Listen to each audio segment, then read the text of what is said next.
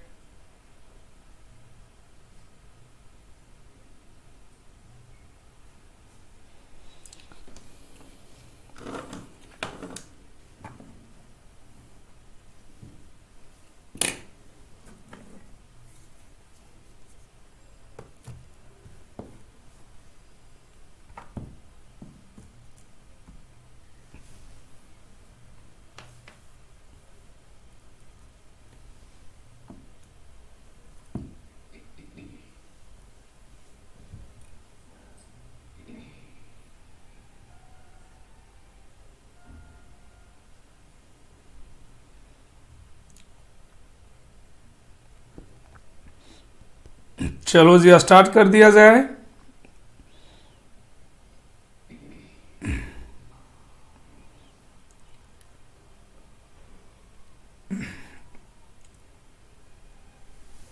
Start कर दिया जाए ना।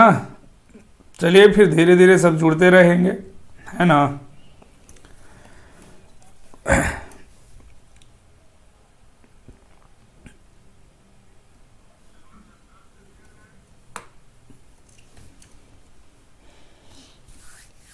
आज आपका गुड इवनिंग बाबू, गुड इवनिंग। जल्दी से सभी लोग जुड़ जाइए और अपने अपने ग्रुप में शेयर कर दो।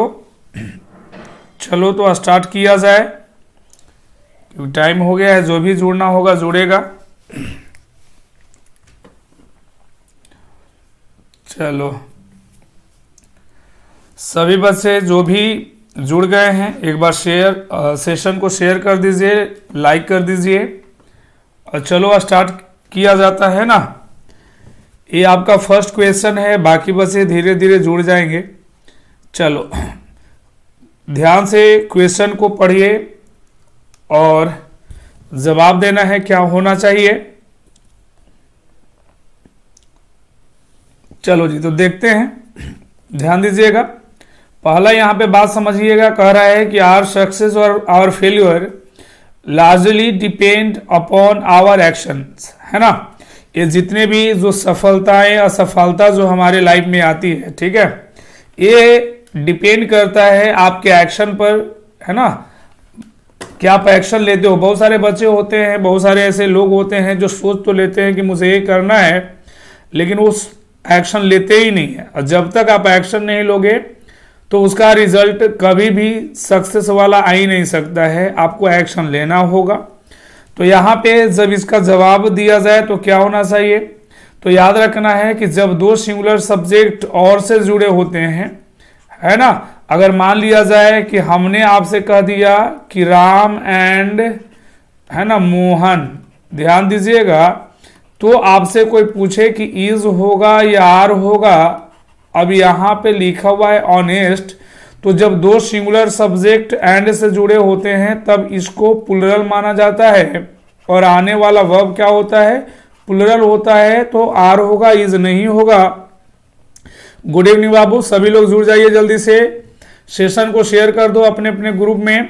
लेकिन याद ये रखना है बाबू कि जब इसी कहानी को हम राम और मोहन से जोड़ देना चाहें तो आगे की बात अब इज कहना होगा या आर कहना होगा ऑनेस्ट। तो इस बात को समझो, जैसे ही दो सिंगुलर सब्जेक्ट और से जुड़ते हैं तो आने वाला वर्ब जो होगा वो सिंगुलर होगा। लेकिन एक बात और याद रखना है, यहाँ पे क्या होता है कि ये जो नाउन है मतलब सेकंड वाला जो नाउन है इसके अनुसार वर्ब को दिया जाता है एक्चुअली में। तो यहाँ पे इज होगा, आर नहीं होगा। अगर ये बात समझ में आया है तो इस आवर सक्सेस को आप भूलिए। आपका जो यहाँ पे वर्ब लिखा जाएगा वो फेल्यूर के अनुसार लिखा जाएगा। और आर फेल्यूर आपका हुआ कैसा, सिंगुलर। जब सिंगुलर हो ही गया है तो आपको आने वाला वर्ब भी क्या होगा, यहाँ पे सिंगुलर होगा। तो डिपेंड के जगह पे मेरे भाई आपको कहना होगा डिपेंड्स। तो आंसर हो जाएगा आपका बी नंबर, ए वाला गलत है। बातें समझ में आ गया? तो याद रखिएगा कि जब भी दो सिंगुलर सब्जेक्ट और से जुड़े हों तो आप सेकंड वाले मतलब और के बाद वाले के अनुसार आप वर्ब लिख देते हो। ठीक है जी, चलिए बहुत बढ़िया। अगला क्वेश्चन का जवाब दिया जाए, सभी लोग जवाब दें। Neither of the three sisters is married and it is nothing short of a unbearable burden for him. आगे लिखा हुआ है no error. Good evening, good evening सभी को, गुड इवनिंग। और जल्दी से जुड़िए और जवाब दीजिए क्या होना चाहिए। और जितने भी जुड़ रहे हैं सेशन को शेयर लाइक करते चलिएगा, अटेंडेंस बनाना जरूरी है मेरे भाई। चलो, तो यहां पे neither of the three sisters is married and it is nothing short of unbearable कह रहा है कि बर्डन फॉर हिम। यहां पे जवाब दिया जाए क्या होना चाहिए जी। चलो, ये नंबर आना स्टार्ट हो गया है बिल्कुल। और भी बच्चे जो जुड़े हैं जवाब दीजिए। तो यहां पे एक बात सीखिए, बिल्कुल सही जवाब आ रहा है। देख लो थोड़ा सा यहां पे क्या होना चाहिए। पहली बात तो ये समझिएगा कि नीदर, ये जो वर्ड लिखा हुआ है नीदर, नीदर को कहते हैं एक निगेटिव, नीदर नहीं होगा। क्या बात है चोटीलाल, बहुत बढ़िया। एक बात याद रखना, ये जो नीदर होता है मेरे भाई इसको थोड़ा सा हम समझ लेते हैं कि नीदर का यूज किया जाता है जीरो के लिए, मतलब किसी के लिए नहीं। कितना में से, आउट ऑफ टू। हम नीदर का यूज करते हैं है ना, जीरो, नथिंग, कुछ भी नहीं, है ना। कितना में से, दो में से। अगर चीजें मान लो कि मेरे पास दो हैं और दोनों में से मुझे किसी को सेलेक्ट नहीं करना है तो आप लगाओगे नीदर। लेकिन भैया याद रख, आपने अगर कहा एक नन के बारे में तो नन क्या कहता है कि मेरे बाद भी जीरो ही आएगा। ठीक है, लेकिन कितना में से, टू प्लस में से। अगर चीजें आपके पास दो से ज्यादा है और उसमें से किसी को अगर सेलेक्ट नहीं करना है तो नन लगता है। तो यहां पे बात समझिएगा कि यहां पे कितने सिस्टर्स की बात हो रहा है, थ्री। थ्री को क्या आप मोर देन टू कहोगे? कहो सर कि ये टू प्लस है। और जैसे ही टू प्लस की बात हुआ तो हम नीदर को नहीं लिखेंगे। अब निगेटिव है तो निगेटिव से ही इसको हम रिप्लेस भी करेंगे। तो इस नीदर के जगह पे आपको क्या लगाना होगा? आपको लगाना होगा नन। एक बात और, एक कभी मत कहिएगा कि सर नीदर को रहने देते हैं, इस थ्री को ही टू कर देते हैं। तो ऐसा गलती नहीं करना है। कभी भी आपका प्रोनाउन चेंज होगा, हम नंबर को नहीं चेंज कर सकते हैं। Got it? बातें समझ में आई? हाँ बिल्कुल, नन होगा। तो थ्री को कभी भी गलती से टू ना करिएगा। आपको जब भी चेंज करना होगा तो प्रोनाउन को चेंज करेंगे, हम नंबर को चेंज नहीं करते हैं, है ना। अब नन आने वाला जो वर्ब लिखा हुआ है ये सिंगुलर ही होगा, क्योंकि बातें कितनी को हो रही है जी, जीरो, है ना। बहुत सारा में से जब कोई नहीं है ही तो जीरो है, और जीरो के लिए सिंगुलर होता है। तो नन के अनुसार आने वाला वर्ब भी क्या होगा? सिंगुलर होगा। तो ये बात सही है, तो आंसर हो जाएगा आपका ये नंबर। बिल्कुल सही जवाब है। चलिए अगला क्वेश्चन की तरफ बढ़ते हैं। इसको जवाब दीजिए सभी लोग। करा more than one policeman in civil dress were seen spying the house. Spy का मतलब होता है जासूसी करना। चलो जी जवाब दो, क्या होना चाहिए?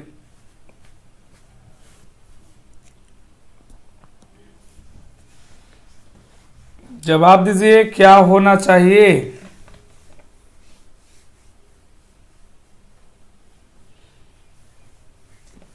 चलिए देख लेते हैं थोड़ा सा, याद रखो यहां पे बाबू लिखा हुआ सेंटेंस में आपको दिखा होगा मोर देन वन। तो याद ये रखना है कि कहीं पे भी सेंटेंस में अगर मोर देन है ना वन का केस आए तो इसके बाद जो नाउन लिखा जाता है ये हमेशा सिंगुलर होता है, और इसके बाद जो आप वर्ब लिखोगे ये भी आपका सिंगुलर होगा जी। ठीक है जी, याद रखना है कि मोर देन वन के बाद आए हुए नाउन के अनुसार वर्ब लिखते हैं। लेकिन एक बार और सीखिए, नहीं ऐसे समझो कि वन का मतलब एक होता है, एक के बाद नाउन हमेशा सिंगुलर होगा, पुलिसमैन नहीं होगा, वन के बाद नाउन सिंगुलर होता है। तो ये पुलिसमैन बिल्कुल सही है। ऐसे आपको मोर देन ये नहीं समझ लेना है कि मोर देन है बहुत सारा, नहीं, वन से समझो वन के बाद क्या होगा सिंगुलर। लेकिन यही कहानी को अगर ऐसे लिख दिया जाए प्यारे कि मोर देन, अब वन के जगह पे हमने 2, 3, 4, 5 कुछ भी कह दिए, इसके बाद अगर यहां पे कोई नाउन दिखेगा तो अब इस नाउन को आप सिंगुलर नहीं प्लुरल लिखोगे। क्या लिखोगे भाई? ये होगा आपका प्लुरल, और वर्ब भी इसके साथ जो आता है ना वो भी कैसा आता है? प्लुरल ही आता है। समझ में आ रहा है? तो यहां पे आपका पुलिसमैन के अकॉर्डिंग लिखना है। लेकिन एक और रूल इसमें बनता है क्या कि मोर के बाद अगर नाउन दिख जाए, किसके बाद? मोर के बाद नाउन दिखे तब इसको आपको लिखना है प्लुरल, और इसके बाद आपको एक चीज लगाना होगा देन वन। ये तो रहेगा देन वन रहेगा, लेकिन याद रखना कि जो वर्ब लेगा ना ये वर्ब भी होता है प्लुरल। कौशल किसके अनुसार? तो इस नाउन के अनुसार। तो जैसा नाउन होगा वैसा वर्ब होता है जी। तो आपको देखना है नाउन को, नाउन के अनुसार वर्ब लगाना है। तो बताओ यहाँ पे पुलिसमैन के अकॉर्डिंग वर्ब होगा, कहो जी ना। यहाँ पे आपको लिखना होगा दोस्त वाज, आंसर हो जाएगा बी नंबर। क्लियर हो गया? तो ये बात याद रखना है आपको कि मोर देन वन के बाद नाउन और वर्ब दोनों सिंगुलर होते हैं। चलिए अगला क्वेश्चन की तरफ बढ़ते हैं, जवाब दीजिए क्या होना चाहिए?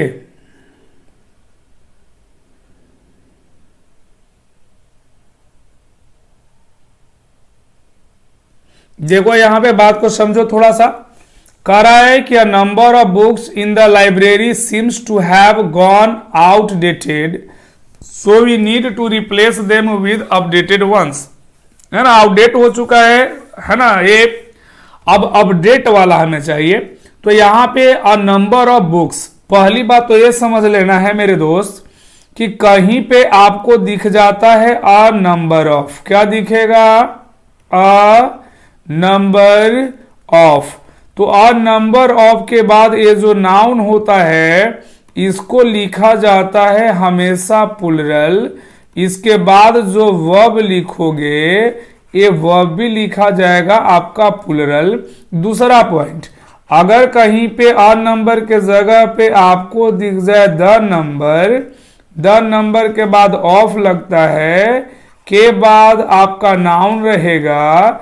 ये नाउन एज इट इज आप लिख दोगे प्लुरल, लेकिन चला यहाँ पे वर्ब जो आएगा वो प्लुरल नहीं सिंगुलर होगा। तो जब द नंबर होगा तो नाउन प्लुरल लेकिन वर्ब सिंगुलर होता है, लेकिन जब अ नंबर होगा तो नाउन और वर्ब दोनों प्लुरल होते हैं। तो यहाँ पे आप जैसा कि देख रहे हैं कि अ नंबर ऑफ लगा हुआ है, अ नंबर ऑफ के बाद जो ये नाउन बुक्स लिखा हुआ है ये आपका प्लुरल है। प्लुरल है तो मुझे वर्ब लिखना होगा, वो भी प्लुरल होगा, हाँ कि ना? जब प्लुरल होगा तो ये सीम्स जो दिख रहा है ये सिंगुलर वर्ब है, इसको आप हटाकर क्या कर दोगे? सीम कर देंगे। अब हो गया सही, मतलब आंसर हो जाएगा बी नंबर। क्लियर हो गया? बिल्कुल क्लियर हो गया होगा। तो याद रखना है कि है ना अ नंबर ऑफ के बाद नाउन और वर्ब दोनों प्लूरल होते हैं। हमने आपको रूल लिखकर समझा दिया है, अगर याद ना हो तो दोस्त रूल को लिख लेना है, बहुत पूछा जाता है एग्जाम में। अगला क्वेश्चन, इसका जवाब देंगे सभी लोग। It is true that the poor is unable to get nourishing food even today. यहां पे जवाब क्या होना चाहिए? सभी लोग जो भी जुड़े हैं, है ना, एक बार सेशन को अपने अपने ग्रुप में शेयर कर दो, ठीक है। चलिए और आंसर बताइएगा क्या होना चाहिए। It is true that the poor is unable to get nourishing food even today, 4 part में बटा हुआ दिख रहा होगा, और इसमें आंसर क्या होना चाहिए ये आप हमको जल्दी से जवाब दीजिए। चलो जी, बहुत बढ़िया बहुत बढ़िया। बी नंबर आना स्टार्ट हो गया है। होगा क्या? कोई एनीबडी ये भी बता दो कि होगा क्या। चलो ठीक है जी, बात को समझ लेते हैं। यहां पे लिखा हुआ है कि इट इज ट्रू दैट, यहां तक बातें आपको सही है, कोई दिक्कत नहीं है। यहां पे देखो तो दिख रहा होगा द पुअर। भाई मेरे एक बात याद रखना दोस्त, क्या होता है कि एक कहा जाता है, रूल कहता है कि अगर कहीं पे द प्लस एडजेक्टिव दिख जाए, क्या दिखे? द प्लस एडजेक्टिव के बाद ये जो द प्लस एडजेक्टिव है एक्चुअली में काम जो करते हैं वो प्लूरल नाउन की तरह करते हैं। कैसा नाउन? ये प्लूरल नाउन की तरह करता है। याद ये रखना है कि किसी भी, हाँ इसके प्लेस पे आर होगा, बिल्कुल याद रखना है कि किसी भी सेंटेंस का सब्जेक्ट बाबू एडजेक्टिव नहीं बनता है। एडजेक्टिव का काम है नाउन या प्रोनाउन को क्वालिफाई करना। इसके जगह पे आप नाउन सब्जेक्ट बनाओगे ना, तो द प्लस एडजेक्टिव जो होता है ये प्लूरल नाउन की तरह काम करता है। और इसके बाद आप जैसे ही वर्ब की बात करोगे, ये वर्ब भी हमेशा क्या होते हैं? प्लूरल होते हैं। जैसे ही तुमने कहा कि द पुअर का मतलब एक गरीब आदमी की नहीं है, जितने भी पुअर पीपल हैं वो सारे के सारे आ जाते हैं, है ना। जैसे ही आपने कहा द रिच का मतलब एक अमीर की बात नहीं हो रही है, जितने भी रिच पर्सन हैं, रिच पीपल हैं, वो सारे के सारे इसमें आ जाते हैं। और भी बहुत सारे होता है, द ब्लाइंड बोल सकते हो, है ना जी, द यंग बोल सकते हो। ये सब द प्लस एडजेक्टिव है, ये सब प्लूरल यूज होता है। तो आप सीखो कि जैसे ही द पुअर दिखा तो ये प्लूरल हो गया, तो इसके जगह पे मेरे भाई इज के जगह पे आपको क्या करना है जी? कहना होगा आर, तो आंसर हो जाएगा आपका बी नंबर। क्लियर हो गया? चलो बहुत बढ़िया, हमने रूल आपको समझा दिया, आप लिख सकते हैं इसको। चलिए जी बताइएगा सभी लोग। कह रहा है मोर पर्सन्स देन वन, अभी अभी हमने पढ़ाया है आपको, अगर याद है तो ठीक है, नहीं तो एक बार फिर से हम टेलर आपको दिखा देते हैं, थोड़ा देख लो। अभी अभी हमने यहाँ पे आपको सिखाया, इस बात को देखिएगा, रूल को समझने के प्रयास करेंगे सभी लोग। हमने कहा कि मोर के बाद अगर नाउन आया है, मोर के जस्ट बाद अगर नाउन आया है, तो ये नाउन कैसा होता है प्यारे? प्लूरल होता है। और वर्ब कैसा लिखते हो? प्लूरल लिखते हो इस नाउन के अकॉर्डिंग। अगर ये बात समझ में आ गया तो थोड़ा सा अब इसको जवाब देंगे जी, अब इसको जवाब देंगे। क्या होना चाहिए सभी लोग? आपको रूल हमने समझा रखा है पहले ही, और जवाब आना चाहिए। बता दो, कहो क्या बात है। देखो तो ध्यान से समझो, आपने यहां देखा कि मोर के बाद नाउन कैसा होता है? प्लूरल, जो कि ऑलरेडी प्लूरल लिखा हुआ है कि नहीं है? कहो सर बिल्कुल लिखा हुआ है। जब नाउन प्लूरल लिखा हुआ है ही, तो आने वाला वर्ब किसके अनुसार? अरे आने वाला पल जाने वाला है कि नहीं? जो आया है वो पल जाएगा, तो हर एक पल को एंजॉय करो, है ना। हाँ, और आंसर देते रहो। तो यहाँ पे बताओ तो पर्सन जब प्लूरल हो ही गया है, तो आने वाला वर्ब भी तो प्लूरल लिखोगे। तो आपको इस हैज के जगह पे मेरे प्यारे क्या करना होगा, क्या बात है, हैव करना होगा। तो आंसर कौन सा हो गया, बी नंबर। सभी लोग जवाब दीजिए, है ना, एक्टिव रहना है। चलो जी, इसको बताओ क्या होगा।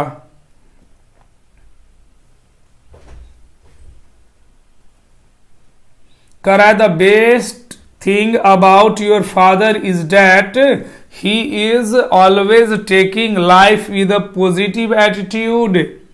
सबसे बढ़िया जो बात है आपके पिताजी का ना, वो यह है कि वो हमेशा किसी भी मतलब चीज को, है ना, हमेशा taking life with a positive attitude, positively लेते हैं किसी भी बात को जिंदगी में, है ना। और ऐसा ही इंसान को भी होना चाहिए, हमेशा पॉजिटिव रहो।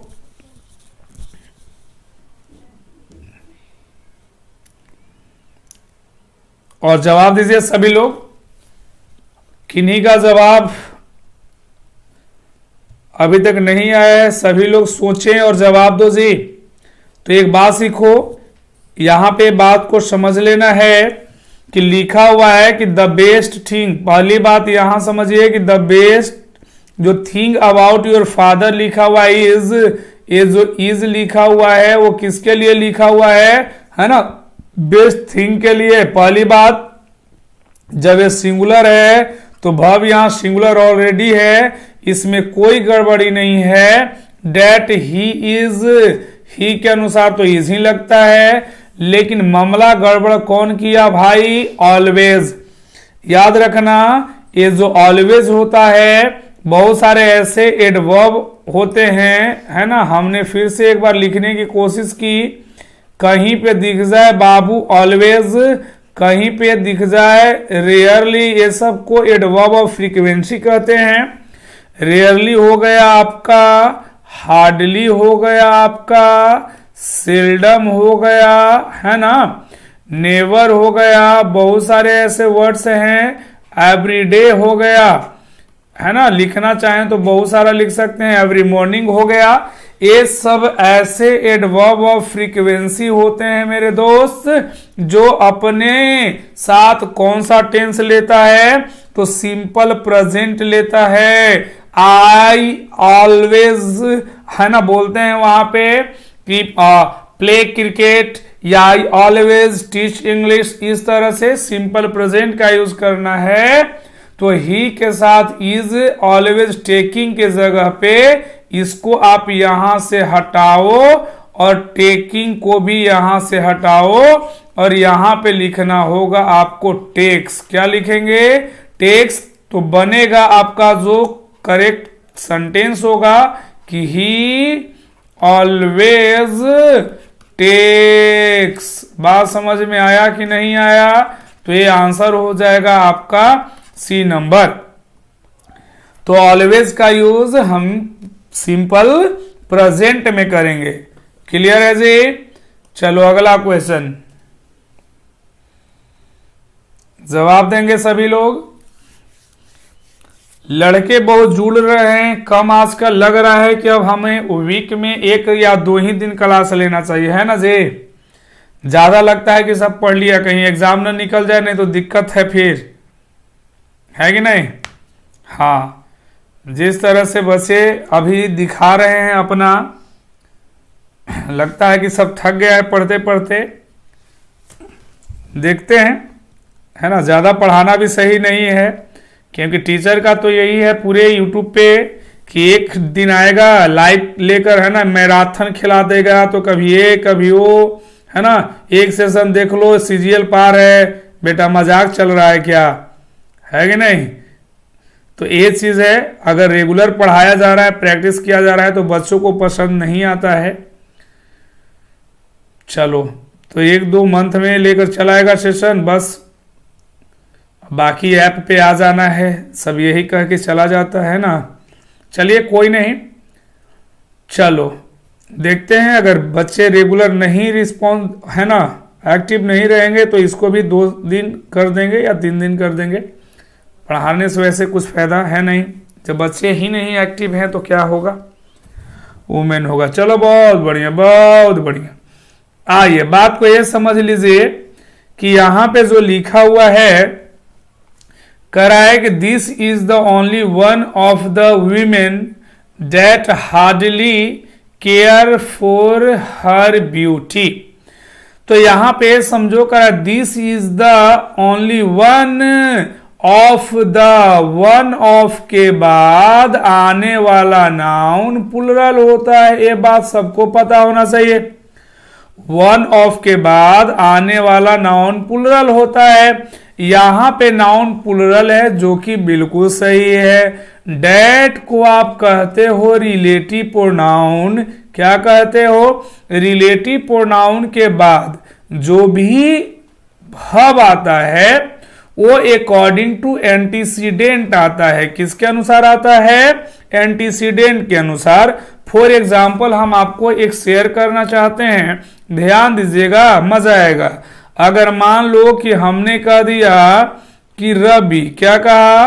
रवि इज वन, देखो जी, वन ऑफ द, यहां पे कहा बॉयज, हु, हमने कहा हु इज, या मुझे कहना होगा आर, आगे कहा गोइंग टू पटना। अब एक बात को सीखो, यहां कह रहा है Ravi is one of the boys, Ravi उन लड़कों में से एक है। ध्यान दीजिएगा, रवि उन लड़कों में से एक है, बहुत सारे लड़के हैं, उनमें से रवि कितना है? एक है। वन ऑफ के बाद नाउन प्लुरल होता है, बॉयज सही है। हु को आप कहते हो रिलेटिव प्रोनाउन। रिलेटिव प्रोनाउन कहता है कि मेरे पहले आए हुए नाउन या प्रोनाउन, इसे एंटीसीडेंट कहते हैं, के अनुसार वर्ब लेंगे तो प्लुरल है, तो यहां क्या होगा? आर होगा, इज नहीं होगा। ये तो वन ऑफ द के लिए हमने रूल लिखा, लेकिन बेटा याद ये रखना है कि इसी कहानी में अगर हमने कहा कि Ravi is the only one of the boys, आगे कह दिया कि हु इज या आर, आगे कहो गोइंग टू पटना। अब बात को ये समझना है कि देखो तो ये हु तो रिलेटिव प्रोनाउन है, अभी रूल लिखा कि बॉयज के अनुसार प्लुरल होगा, बिल्कुल यहां प्लुरल होगा, लेकिन बाबू मामला गड़बड़ किया है कौन? द ओनली आकर। कौन आकर? The only. तो किसी भी सेंटेंस में द ओनली दिख जाए तो ये सिंगुलर माना जाता है, और इसके बाद एक एक्सेप्शन है, आने वाला भव्य सिंगुलर होता है तो इज होगा, आर का यूज। अगर द ओनली को हटा दिया जाए ना तो ये प्लुरल ही होगा, फिर आर ही होगा, लेकिन ये जो द ओनली दिख रहा है इसको सिंगुलर मानना है, और इसके अनुसार यहां वर्ब होगा जो कि प्लुरल लिखा हुआ है, केयर, इसको हटाओ और आपको करना होगा यहां सिंगुलर, केयर्स। रूल समझ में आया सभी को कि नहीं आया? इतना जबरदस्त रूल है, इसको आप याद कर लो, दिमाग में इस बात को बैठा लो। ऐसे ऐसे क्वेश्चंस ही एग्जाम में पूछे जाते हैं। समझ में आ रहा है? क्योंकि हमें रिलेटिव प्रोनाउन का कंसेप्ट ऑलरेडी पता होता है कि उसके पहले आए हुए नाउन के अनुसार वर्ब लिखते हैं, जो कि वुमेन है, वुमेन तो प्लुरल है, तो भैया केयर तो सही था, लेकिन गड़बड़ी कौन कर दिया? द ओनली आकर। समझ में आ गई बात? चलो जी, बहुत बढ़िया, बहुत बढ़िया। अगला क्वेश्चन जवाब दीजिए सभी लोग। कह रहा है none of the two boys was present at the school meeting, so the principal was very angry with them. चलो दोस्त जवाब दो।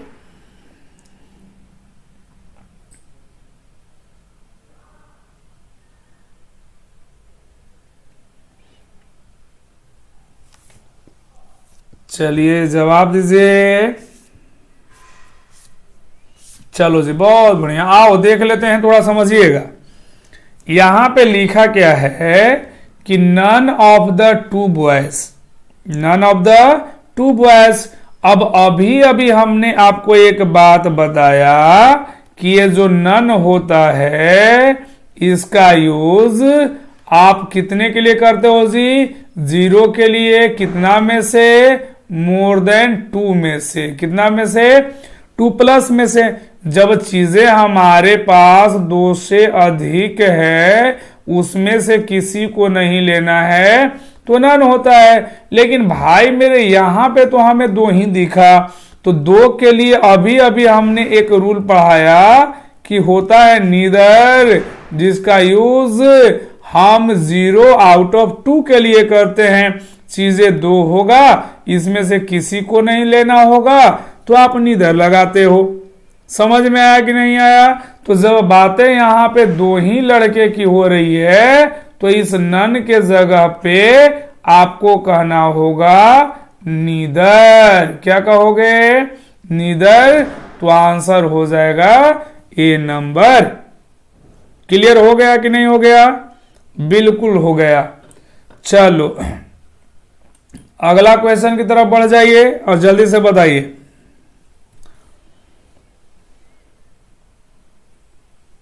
जल्दी से जवाब दीजिए। Ashok is among the few people in the world which didn't blindly follow the path of others. जवाब दो, क्या होना चाहिए? तो देख लो, थोड़ा सा ध्यान से समझो इस बात को। लिखा हुआ है कि Ashok is among the few people in the world which didn't blindly follow the path of others. तो यहां पे देखो तो अशोक के लिए is among the few people हैं, मतलब कुछ लोग होंगे, 4 5 6 10। यहाँ पे एमंग बिल्कुल सही लिखा हुआ है। इन द वर्ल्ड विच, यहाँ पे जो विच लिखे हो वो किसके लिए लिखे हो? तो भैया कहो सर पीपल के लिए। तो याद रखना कि कभी भी ह्यूमन बीइंग के लिए, किसके लिए चला? ह्यूमन बीइंग के लिए आप रिलेटिव प्रोनाउन के रूप में हु लगाते हो। क्या लगाते हो जी? हु लगाते हो। लेकिन वही चीजें अगर नॉन लिविंग हो जाए तो नॉन लिविंग के लिए आप क्या लगाते हो? विच लगाते हो। तो यहाँ पे देखो तो जब पीपल के लिए लिखे हो तो पीपल के लिए विच का यूज नाजीना क्या कहना होगा? कहो सर कि यहाँ पे तो हु कहना होगा, तो विच के जगह पे हु लगाएंगे। आंसर होगा सी नंबर। क्लियर हो गया कि नहीं हो गया? चलो क्लियर है। तो ये बात याद रखना है कि कहीं पे अगर पर्सन के लिए आए तो हु का यूज करेंगे सब्जेक्ट के रूप में, क्योंकि आगे डिडंट लिखा हुआ है जो कि वर्ब है, हमें सब्जेक्ट चाहिए। तो हु के विच के जगह पे आपको हु लगाना होगा। समझ में आ गया बात सबको? चलो एक और क्वेश्चन देख लेते हैं, अब सेशन को समाप्त करेंगे। लास्ट क्वेश्चन है आज का, क्योंकि लड़के हैं नहीं जुड़े हुए तो ऐसे पढ़ाने से है ना काम नहीं चलेगा। चलिए जी देखते हैं 1-2 दिन, फिर धीरे धीरे सप्ताह में 2-3 दिन कर देंगे। ठीक है? आप लोग भी थक जाते हैं, पढ़ाने वाला नहीं थकता है लेकिन मेरा चेला ही थक जाता है ना। चलो ठीक है, आप लोग का ध्यान रखेंगे। इसको बता दो, आज का लास्ट क्वेश्चन है। चलिए बाकी फिर एंजॉय करिए आप लोग, है ना। मैच है, बहुत सारा चीज होता है ना। सब देखना जरूरी है जिंदगी में, हमेशा तो पढ़ना ही है कि ना। चलो करा you are coming so late sometimes, करा that it becomes very difficult for me to manage such a huge number of students. इस बात को समझिएगा और थोड़ा सा आंसर देने के बाद करिएगा। तो यहाँ पे देखो अभी अभी हमने एक रूल पढ़ाया था कि किसी भी वाक्य में आपको दिख जाता है लगा हुआ ऑलवेज। क्या दिखेगा? ऑलवेज। कहीं पे दिख जाता है आपको लगा हुआ एवरी डे। क्या दिखेगा प्यारे? Every day. कहीं पे दिख जाता है आपको लगा हुआ समटाइम्स। क्या दिखेगा? समटाइम्स। कहीं पे दिख जाता है आपको लगा हुआ रेयरली। कभी कभी नजर आएगा आपको हार्डली। ये सबको हम एडवर्ब ऑफ फ्रीक्वेंसी कहते हैं। और इसके बाद आने वाला जो टेंस होगा है ना, या इसका यूज हम सिंपल प्रेजेंट टेंस में करते हैं जी। किस में करते हैं? सिंपल प्रेजेंट टेंस में करते हैं। तो बात को समझो, सिंपल प्रेजेंट टेंस में करते हो तो समटाइम्स के वजह से यहां आर कमिंग होगा क्या, कहो जी ना, ये तो नहीं होगा। तो यू आर कमिंग के जगह पे कहना होगा यू कम सो लेट, तो आंसर हो जाएगा ए नंबर। बातें आ गई समझ में सबको? तो चलिए आज हम इतना ही रहने देते हैं, है ना। बच्चे नहीं रहते हैं तो मजा ही नहीं आता है। और ज्यादा से ज्यादा लोगों को बोलो जुड़े, है ना। आप लोग रेगुलर जुड़िए, है ना। सिर्फ एक लड़का जुड़ा हुआ है, मजा नहीं आता है। इसलिए चलो अभी देखते हैं, कभी ज्यादा 1 घंटा नहीं क्लास लेंगे, आधे घंटा ही लेंगे। चलिए सभी को गुड नाइट, धन्यवाद, मिलते हैं कल, है ना।